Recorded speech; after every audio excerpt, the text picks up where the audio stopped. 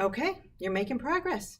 You've started with your aspiration statement, that's the biggest unit, and made decisions about revision.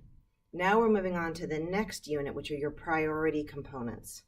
Your priority components are the most important pieces of your model, without which your aspiration statement could never come to life. Your priority components are not everything, they're the most important pieces, and they're all aligned to anchors.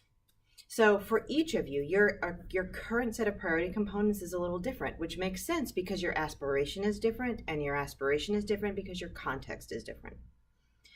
What's really important at this point in model development is that when you look at that set of priority components across your team, you know that you have the most essential ingredients right.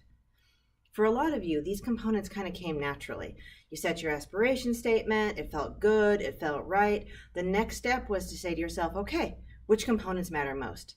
And if that came naturally, that's great. But natural isn't enough. It needs to be intentional, and it also needs to be widely held. So as you look at your set of priority components, we're going to ask you to think about a few important things. First of all, does everyone on your team know what your priority components are? Because you're going to be building from those. So you want to make sure that everyone has a shared sense of them. Another thing that we want to make sure that you guys are thinking about is we chose them naturally, but did we choose them intentionally? Did we miss something here? You guys probably are not going to have more than 2 or 3 priority components in your first version of your model.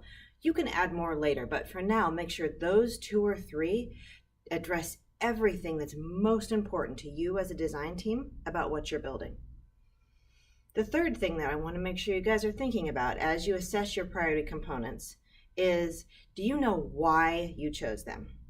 For each of you, could you say, yeah, this item is really important and here's why?